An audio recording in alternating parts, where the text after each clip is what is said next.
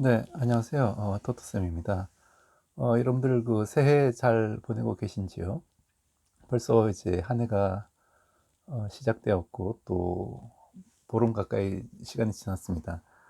제가 그 작년 마지막 강의를 이제 시간에 관한 그 주제로 잡았었는데 여러분들 그 시간이 정말 더 쏜살같이 빠르게 흐르고 있다는 걸 느끼시지 않습니까? 벌써 이제 한 해가 벌써 두 주나 지나가고 있습니다. 그래서 저도 이제 새해에 어떤 그 주제로 이 채널을 그 운영해 나갈지 좀 고민을 하다가 일단 그 모토를 좀 그 편안한 방송이 되자. 그래서 여러분들이 뭐 잠자기 전에 이제 들어도 좋을 만한 그런 어떤 주제를 가지고 최대한 좀 쉽게 그렇게 얘기를 해보자 라고 이제 좀 모토를 잡았습니다. 그래서 그 새해 첫 강좌, 첫 유튜브 이 동영상 내용으로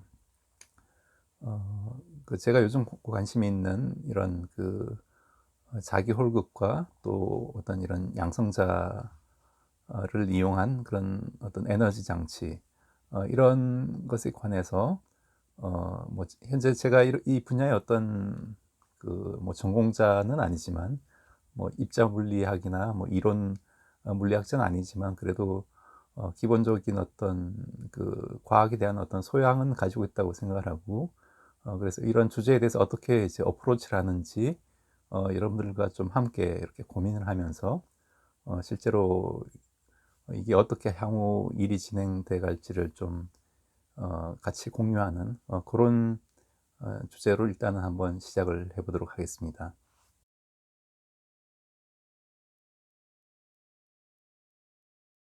네, 그래서 그 이 주제에 대한 제목을 제가 이제 프로톤 에너지 컨버전 디바이스라고 일단 지어봤고요. 그래서 프로톤 에너지라는 건 양성자가 가지는 어떤 그 고유한 에너지가 되겠습니다. 그래서 양성자의 그 질량이 있으면 그 질량 자체가 전부 다 이제 에너지를 가지고 있는 거죠. 아인슈타인의 그 E는 mc 제곱에 의하면은 질량 자체가 곧 에너지이기 때문에 이 질량을 그 통째로 이제 에너지로 그 변환할 수 있다면 이게 가장 어떤 그 궁극적인 그런 에너지원이 될 겁니다. 그래서 이런 에너지를 이용하자는 의미에서 이제 프로톤 에너지를 컨버전, 그 변환하는 어떤 장치로 이제 이름을 지어봤고요. 그래서 여기에 대한 어떤 그 일단 어떤 feasibility, 즉 그 가능성을 우리가 한번 좀 조사를 해봐야 될 것 같습니다. 그래서 오늘은 그 주제에 대해서 제가 말씀을 드리겠는데, 저도 여기에 대해서 현재 뭐 좀 공부를 하고 있고, 또 어떤 표준 모형이나 어떤 그 어, 표준 모형과 같은 어떤 이런 그 대통합 이론을 제가 완전히 이해를 한 상태는 아니기 때문에 어, 처음엔 좀 미약하게 시작하더라도 여러분들하고 같이 좀 의견을 나누면서 조금 더 이제 이해도가 높아가고 발전되어가는 그런 모습을 조금 이제 보여드리려고 합니다. 그래서 제 설명 중에 사실 좀 오류가 있을 수도 있고 좀 틀린 부분이 있을 수 있으니까 그 부분들은 이제 독자분들이 나름대로 이제 잘 판단을 하셔가지고 저한테 다시 이제 피드백을 해주시면은 감사하겠습니다. 예, 그럼 한번 시작해 보도록 하겠습니다.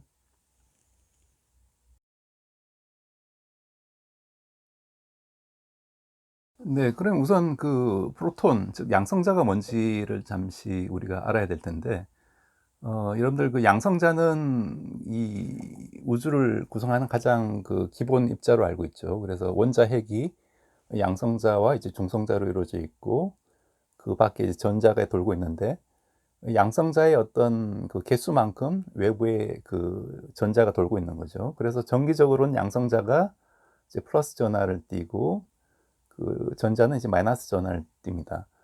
근데 여러분 잘 아시겠지만 이 전자의 전하량은 이제 E, 즉 1.6 곱하기 이제 10의 마이너스 19승 쿨롬이죠.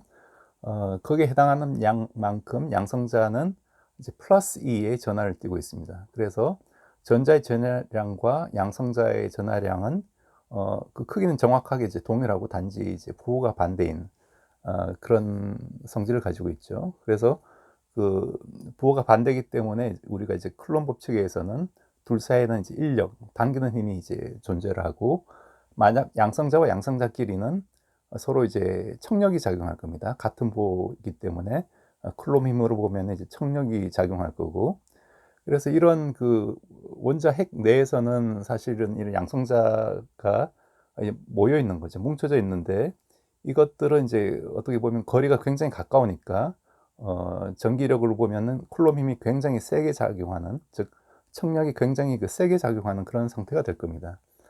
그래서 일반적으로는 이런 그 핵 내에 양성자가 이렇게 뭉쳐져 있다는 게 잘 이해가 안 되실 텐데, 근데 이걸 이제 뭉쳐지게 하는 어떤 다른 메커니즘이 그 존재를 한다는 거죠.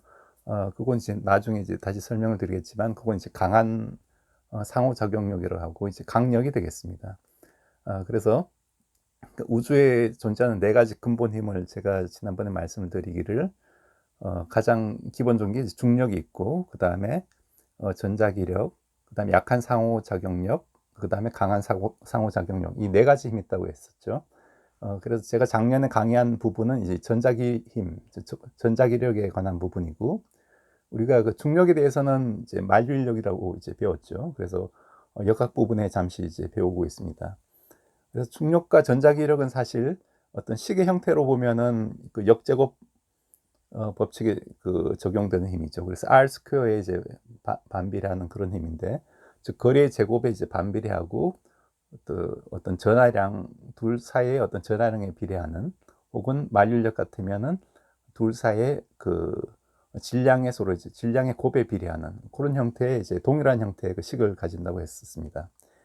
요게 이제 어떤 네 가지 힘에 대한 얘기고, 우리가 조금 이제 자세하게 살펴보겠지만, 그 약한 상호작용력, 즉 양력이라는 게 있고, 아까 말씀드린 이런 그 핵 속에서 양성자를 묶어주는 강한 힘, 강한 상호작용력도 있습니다.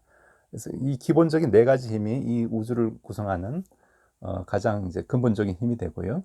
그래서 이런 그 힘들을 이제 서로 이제 통합하려는 노력들이 이제 계속 있어 왔고, 아인슈타인 이후로 계속 이제 있어 왔고, 그래서 가장 처음에 이 통합된 힘은 바로 전자기 힘과 그 양력이 되겠습니다. 즉 와인버그와 그 살람이라는 두 분이 가지고 이제 이그 전자기력과 이제 약한 상호작용력, 양력은 사실 뭐냐 하면은, 이건 잠시 뒤에 제가 말씀드리겠지만, 원자 핵의 어떤 붕괴, 즉 베타 붕괴 때 나오는 그 적용되는 그런 힘이 될 거고요. 그래서 이런 약한 상호작용력이 전자기력하고 같다라는 게 이제 바로 이제 와인버그와 살람이 증명한 그런 이론이 되겠습니다. 그래서 그 두 힘이 제일 먼저 이제 통합이 됐고, 그 후에 이제 강력, 강한 상호작용력까지 이제 통합이 돼서 그 현재의 어떤 이런 그 쿼크 모형, 우리가 그 표준 모형, 그 스탠다드 모델이라고 얘기를 하는 그 표준 모형이 이제 성립이 된 건데, 근데 아직까지 이런 그 표준 모형이 이제 완전한 이론이 아닌 게, 중력은 이걸 통합을 하지 못하고 있습니다. 그래서 표준 모형에서 중력은 빠져 있고요. 그래서 표준 모형을 이제 우리가 들여다보면은 기본적인 그 입자가 이제 16개 플러스 이제 힉스 입자로 해가지고 총 17개의 어떤 엘리먼터리 파티클, 소립자로 이 모든 자연 현상을 이제 설명한다는 그런 이론인데, 이 이론 자체가 사실 또 너무 기본 입자가 많고, 또 그 아직 중력은 이제 설명하지 못하고 있기 때문에 완전한 이론이 아니게 되겠습니다. 그래서 이걸 또 이제 좀 더 이제 근본적으로 이제 설명하기 위한 촉권 이론, 그리고 또 M 이론이라는 게 있는데, 이제 이번 시간에는 이제 거기까지 가지는 않을 거고, 이러한 그 양성자가 뭐냐 해서부터 우리가 그 기본적인 그런 양성자를 이해하는데 좀 초점을 맞추도록 하겠습니다.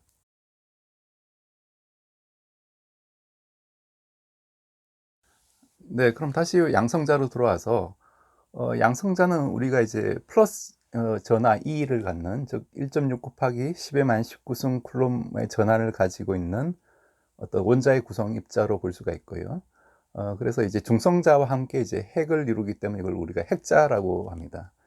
어, 그래서 이런 그 핵자로 이제 양성자를 이해할 수가 있고, 또 이 양성자의 개수가 바로 우리가 이제 원소의 어떤 원자 번호가 되겠습니다. 예를 들어 카본이 원자 번호가 이제 6이라고 하면은 양성자가 이제 6개가 들어있다는 얘기고요.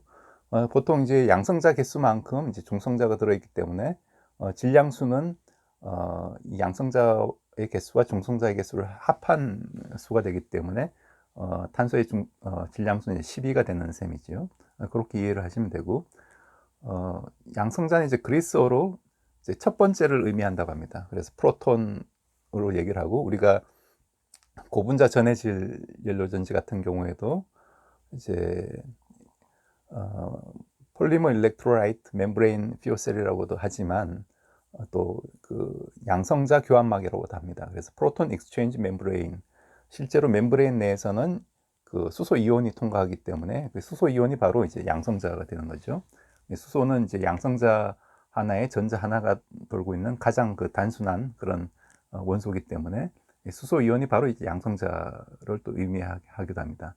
그래서 이러한 양성자가 발견된 게 사실 그렇게 오래된 기간이 아니고요. 처음에 이제 러더포드에 의해서 이제 양성자가 이제 발견이 됐고, 그래서 그 원자 핵으로 우리가 이제 그 프로톤이 이제 알려져 있는 거죠. 양성자의 질량 여러분들이 이제 기억을 하시면 좋은데, 이게 938 메가 일렉트론 볼트입니다. 즉 우리가 양성자의 질량을 에너지 단위로 환산했을 때, 즉 E는 mc 제곱에 식에 집어넣어서 우리가 계산하면 그 줄의 단위가 나오죠. 그 줄을 일렉트론 볼트로 이제 환산한 그 단위가 바로 그 938 MeV, 약 1000 MeV 정도 되는 거죠.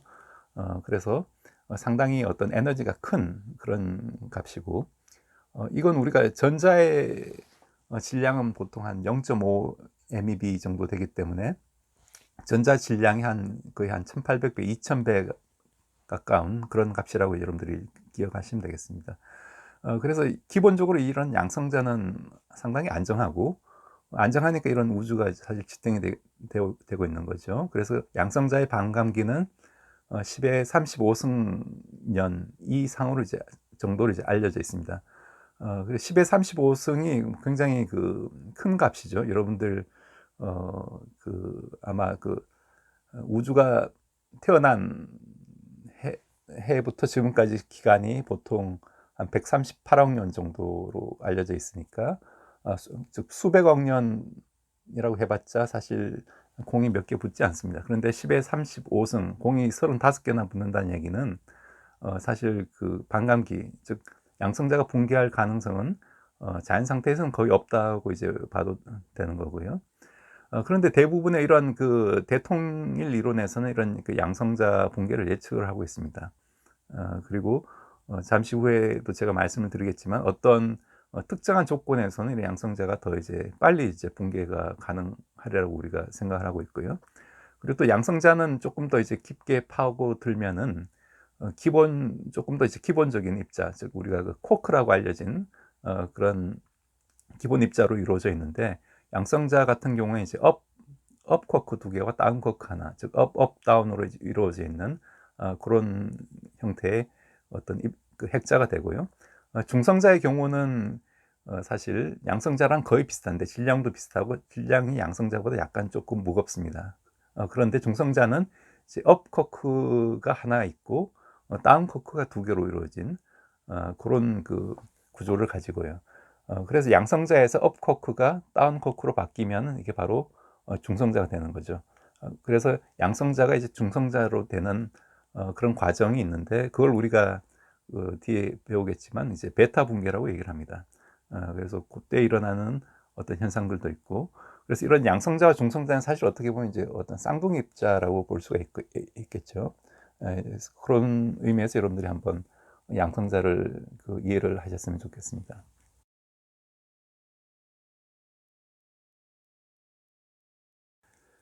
예, 제가 이 인트로덕션 부분은 그 위키 백과를 많이 참조를 했는데, 사실 거기에 이제 잘 나와 있으니까 여러분들이 이 강의를 보시고 한번 읽어보시면 훨씬 더 이해가 이제 빠르실 겁니다. 네, 그래서 이런 그 양성자 붕괴, 즉 프로톤 디케이가 뭔지 잠시 말씀을 드리면요.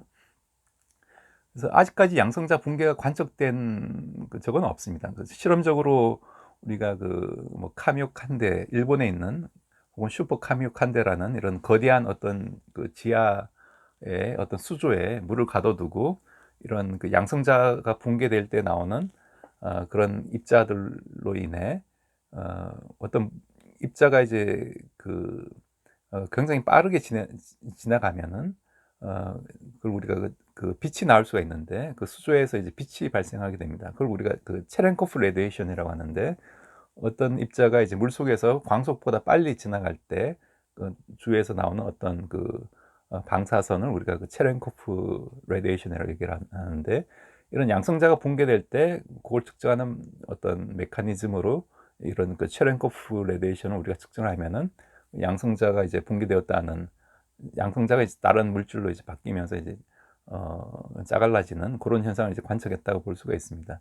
근데 아직까지 이런 카미오 칸데나 이런 혹은 세른에서 뒤에 말씀을 드리겠지만 그런 실험들을 하고 있지만 아직까지 이런 양성자 붕괴는 아직 실험적으로 관측이 되지 않고 있고 그렇지만 이런 대통일 이론에서 즉 조지 글래쇼 모형이라는 게 있는데 거기에서 보면 이런 양성자 붕괴는 이제 반드시 필요한 어떤 내용이라고 나와 있습니다. 그래서 이런 이론에 따르면 사실 양성자의 반감기는 아까 말씀드린 10의 35승년 이후에 굉장히 긴 시간이기 때문에 우리가 유한한 이 삶에서는 생각할 필요가 없지만 근본적으로 따져보면은 이 양성자 자체도 붕괴의 가능성이 있다.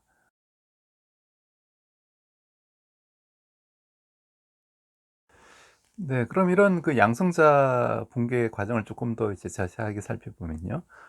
양성자는 이제 크게는 어떤 전자 계열의 어떤 가벼운 물질하고 그 다음에 중간자 계통의 어떤 즉 무겁지도 가볍지도 않은 그런 중간적인 성질을 띠는 그런 물질로 이제 붕괴를 할 수가 있습니다. 그래서 양성자는 이제 양전자, 즉 일렉트론인데 이제 양의 전하량을 띠고 있는 전자죠. 이건 이제 전자의 사실 반물질에 해당하는 건데 모든 물질은 사실 물질이 있으면 반물질이 있습니다. 양성자가 있으면은 거기에 질량과 다른 성질은 동일하지만 단지 전하만 반대가 되는 반양성자가 있고요. 그래서 이건 제가 지난 시간에 자기 홀국을 얘기를 하면서 디락의 바다라는 개념을 얘기했었죠. 그래서 사실 우리가 알고 있는 진공이라는 게 어떤 음의 에너지를 가진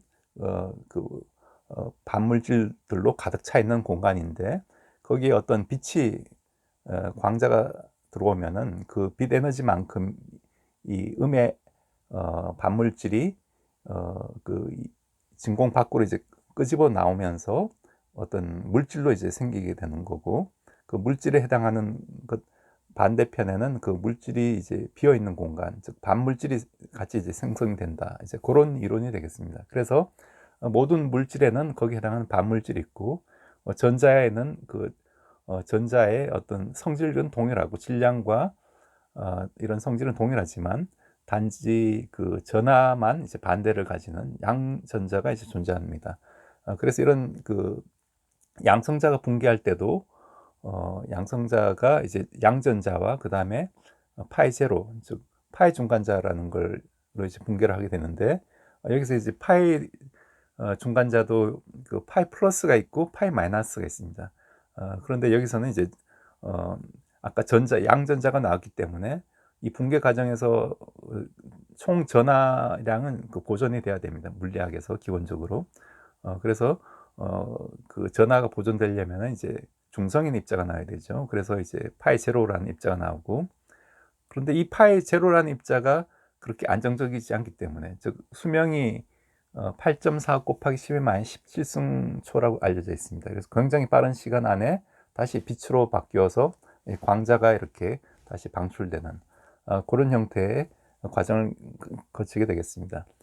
그래서 이 과정을 생각을 해보면은 파이 제로의 어떤 우리가 질량을 알고 있으니까 그 질량이 135 MeV가 됩니다. 네, 그럼 아까 제가 처음에 이런 양성자가 가지는 그 에너지가 938 MeV라고 얘기를 했었는데, 이게 그 전자와 그 파이 제로로 붕괴하고 나서 보니까 물론 전자 에너지는 0.5 MeV밖에 되지 않지만 파이 제로가 135 MeV밖에 안 가지는 거죠.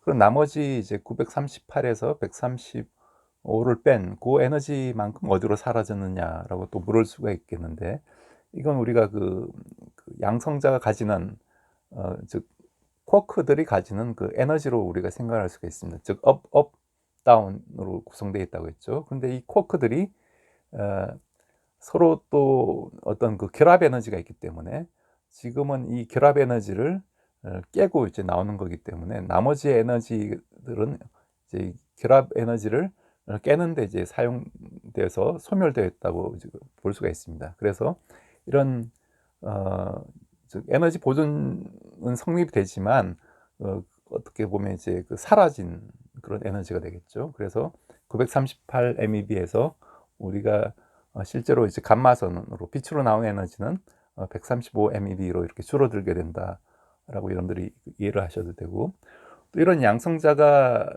그 아까 양전자와 그 파이온으로 붕괴가 될 수도 있지만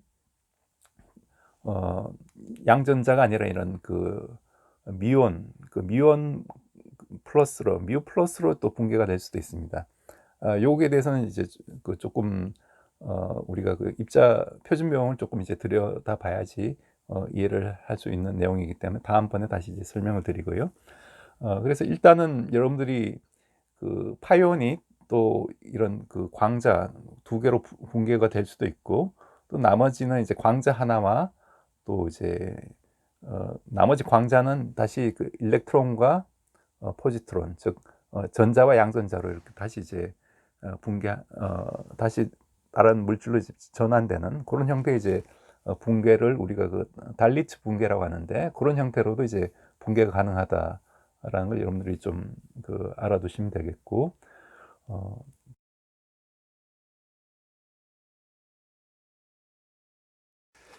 네, 여기까지가 이제 기본적인 이런 프로톤 디케이에 대한 그런 내용이고, 여러분들이 또 이런 양성자 붕괴를 또 다른 형태로 우리가 들여다볼 수도 있는데, 즉 베타 붕괴라는 게 있습니다. 그래서 베타 붕괴가 뭔지 잠시 말씀을 드리면요.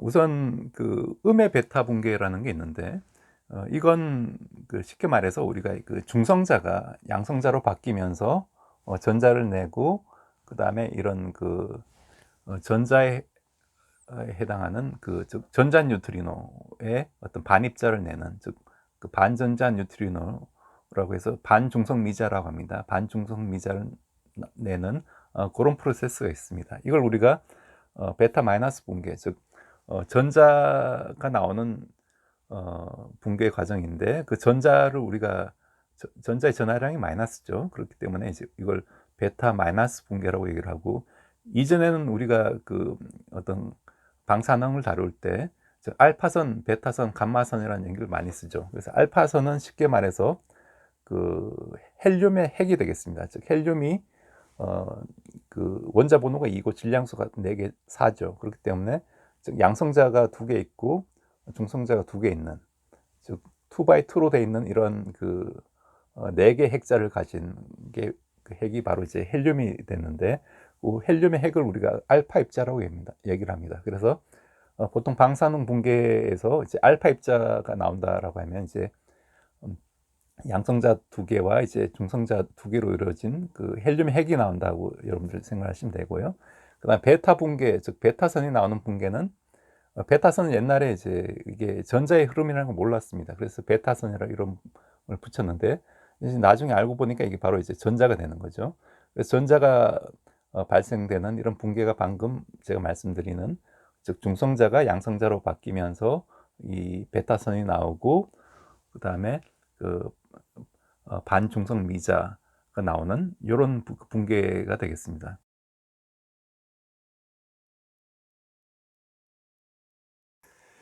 네. 그래서 이런 그 베타 마이너스 붕괴는 우리가 이런 쿼크 모형에서 들여다보면은, 즉 우리가 그 표준 모형에서 들여다보면은, 즉 그 아까 중성자는 어 업 쿼크, 다운 쿼크, 다운 쿼크, 이렇게 쿼크 3 개로 구성이 된다고 했습니다. 그래서 즉 다운 쿼크 하나가 이제 업 쿼크로 바뀌면은 바로 양성자가 되는 거죠. 그렇기 때문에 즉 다운 쿼크가 이제 업 쿼크로 바뀌면서 우리가 그 W 마이너스 보존이라는 그 입자를 방출하게 됩니다. 여기 W 보존, Z 보존이라는 거는 사실 그 양력을 매개하는 어떤 중간자인데요. 그래서 보존이라는 거는 어떤 그 힘을 매개하는 입자라고 보시면 되겠습니다. 즉 광자, 광자 같으면 이제 그 전자기력을 매개하는 그 보존이 되는 거고요. 그런데 기본적인 입자들은 이제 우리가 그 페르미온이라고 부릅니다. 그 페르미온, 즉 쿼크나 이런 그 렙톤, 전자, 이런 것들은 즉 전부 다 우리가 페르미온, 즉 물질을 구성하는 입자들은 우리가 페르미온이 되고, 대신에 이런 힘을 매개하는 입자는 우리가 보존이라고 부르는데, 기본적으로 이제 그 네 가지 그 보존이 있는 거죠. 그래서 W, 그 중에 하나가 이제 그 W 마이너스 보존인데, 그걸 내면서 이제 이 W 마이너스 보존이 바로 그 전자와 반중성미자로 이제 붕괴하는 그런 현상으로 우리가 이해를 할 수가 있습니다. 마찬가지로 이제 아까 이제 음의 베타 붕괴가 있다면은 거꾸로 이제 양의 베타 붕괴도 있겠죠. 그래서 이걸 우리가 베타 플러스 붕괴라고 하는데, 그건 뭐냐 하면은 이 경우는 똑같이 이제 이번에는 양성자가 중성자로 바뀌면서 이번에는 이제 그 또 전하량의 보존을 생각하면은 어 E 플러스, 즉 양전자가 나와야 되고, 그다음에 여기에 해당하는 어떤 그 중성미자, 전자 중성미자가 이제 나오게 됩니다. 그래서 그런 과정이고, 이 경우에는 이제 아까는 이제 W 마이너스 보존을 방출한다고 했는데, 이번에는 어 그 양성자가 이제 바뀌는 과정이기 때문에 W 이제 플러스 보존이 방출이 되고, 즉 이 경우에는 이제 어 양성자가 중성자로 바뀐다는 건 이제 업 쿼크가 양성자가 더 많죠. 그게 중성자로 하나, 이제 업 쿼크가 다운 쿼크로 하나 바뀌는 그 과정이고, 그 과정에서 이제 W 플러스 보존을 방출하게 되고, 이 W 플러스 보존이 마찬가지로 이제 양전자와 중성미자로 이제 붕괴하는 그런 과정으로 우리가 이해를 할 수가 있습니다. 그래서 아까 제가 이전 슬라이드에서는 이 양성자가 파이온과 그다음에 그 어, 반전자, 즉 일렉트론 플러스로 이제 붕괴가 가능하다고 했는데, 이 파이온으로 붕괴하는 게 아니라 이 경우에는 이제 그냥 양성자가 중성자로 바뀌는 일반적인 경우죠. 그래서 이때는 우리가 작용하는 힘이 그 약한 상호작용력, 양력이 작용하는 경우고, 이게 어떤 그 기본적으로 우리가 그 우라늄이나 이런 그 핵이 붕괴하는 과정에서도 이제 작용하는 그런 힘이 되겠습니다.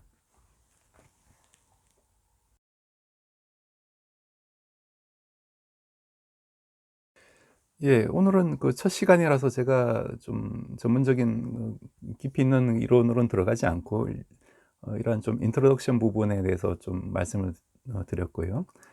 어, 즉 여러분들이 이제 이런 양성자가 붕괴되는 게 기존에는 그 뭐 베타 플러스 붕괴라는 게 있어가지고 양성자가 중성자로 바뀌는 그런 붕괴가 우리가 그 핵 반응에서 일반적인 그 붕괴 현상이었다고 생각되어졌다면은, 제가 요즘 그 생각하고 있는 그런 이론은 이런 양성자 자체가 즉 그 전자 계열의 어떤 가변 물질, 우리가 이걸 렙톤이라고 하는데, 그 렙톤과 그다음에 메존, 즉 중간자로 이렇게 그 붕괴를 하고, 이 중간자 자체는 또 굉장히 우리가 어 그 빨리 디케이를 하기 때문에 바로 이제 빛으로 이제 다시 붕괴를 해서 그 투 스텝이 사실 어떻게 굉장히 빠른 순간에 일어날 수만 있다면은, 물론 이게 충분히 긴 시간이 하더라도 어떤 확률적인 문제이기 때문에 우리가 우리 몸을 구성하는 입자들이 그 만약 18g만 있다고 하더라도 그 물 같은 경우에 즉 18g이죠. 18g이 1몰에 해당하기 때문에 그게 6 곱하기 10의 23승계의 어떤 그 분자들로 이루어졌습니다. 그러면은 이걸 다시 또 원자의 개수로 따져보면은 뭐 10의 23승이 아니라 한 20, 우리가 몸을 100kg으로 잡으면 10의 25승, 10의 26승 이상계의 어떤 굉장히 많은 수의 어떤 그 양성자나 중성자를 가지고 있기 때문에 이 어떤 우리가 그 붕괴 확률이 굉장히 작다 하더라도, 즉 10의 만약 뭐 24승년 만에 하나씩 붕괴가 된다 하더라도 워낙 이 개수가 많다면은 그게 이제 1년에 하나는 그게 붕괴가 될 확률이 있는 거죠. 그런 형태로 우리가 받아들이면은 확률적인 문제이기 때문에 우리가 어떤 특정한 조건에서 인위적인 어떤 촉매 역할을 하는 물질이나 어떤 상황을 고려를 해서 이 프로톤 붕괴를 가속화할 수 있다면은 이걸 가지고 우리가 그 에너지 소스로 이제 사용할 수 있지 않을까라는 게 이제 기본적인 아이디어가 되겠습니다. 네, 여러분들 오늘 제 그 첫 2020년 영상을 어떻게 보셨나요? 조금 더 이제 편안하게 느껴지셨는지 모르겠습니다. 여러분들, 우리가 이런 그 우주의 어떤 탄생 과정을 이해를 하는 것, 혹은 우리가 그걸 받아들이는 것, 당연히 어떤 그 차이가 있는데요. 어떤 종교에서 말하는 어떤 믿음이라는 게 바로 이런 우주의 탄생 과정을 사실 설명하고 있다고 저는 생각을 합니다. 잠시 제가 제가 알고 있는 이런 그 성경에서 이 우주의 탄생에 대해서 인용한 구절, 즉 창세기 1장 1절부터 3절까지를 한번 읽어드리면요. 태초에 하나님이 천지를 창조하시니라. 땅이 혼돈하고 공허하며 흑암이 깊음 위에 있었고 하나님의 영은 수면 위에 운행하시니라. 하나님이 이르시되 빛이 있으라 하시니 빛이 있었고, 이렇게 되어 있습니다. 우리가 이제 빅뱅에서 이런 그 우주를 설명하는 기원도 역시 우주가 굉장히 그 작은 점에서부터 이제 특이점에서부터 시작을 했는데, 즉 무에서부터 어떤 그 퀀텀 플럭추에이션에 의해서 아주 짧은 시간 동안 아주 그 큰 에너지를 순간적으로 가질 수 있기 때문에 그 에너지를 가진 상태가 이제 점점 이제 자라나게 됐다는 거죠. 그래서 그게 이제 창세기 2절 말씀과 좀 일맥상통하는 것 같고, 우주의 어떤 창조가 있다면은 그런 플럭추에이션 하는 그런 상태를 바로 이제 수면영이 이제 수면 위에서 운영한다라고 이제 그 비유를 했을 수도 있을 것 같고, 그 다음에 이러한 그 에너지가 처음에는 이제 그 빛의 형태로 존재를 했습니다. 그래서 즉 태초에 가장 처음에 있던 게 이제 빛이라는 거죠. 그래서 그게 바로 창세기에서도 그 빛이 있으라 하니 이제 빛이 있었고라고 이제 인용을 하고 있습니다. 이 성경의 어떤 저자들은 사실 기원전 뭐 수천 년 전, 지금으로 따지면 거의 뭐 4,000년에 가까운 이전 사람들일 수 있는데, 그 사람들이 뭐 이런 빅뱅 이론을 알았을 리도 만무하지만 현대 물리학에서 제시하고 있는 그런 이론과 굉장히 이제 유사하고 거의 동일하다고 봐도 되고요. 이러한 빛으로부터 사실 이런 물질이 나중에 만들어지게 되죠. 우리가 그 쌍생성이라고 얘기를 한다고 했습니다. 그래서 모든 물질이 있으면 거기에 대한 이제 반물질이 있는 거고, 그런데 왜 이런 우주에는 지금 물질만 있지 반물질은 잘 우리가 찾기 힘드냐? 이게 사실 그 표준 모형의 하나의 그 미스터리이기도 하고 그렇습니다.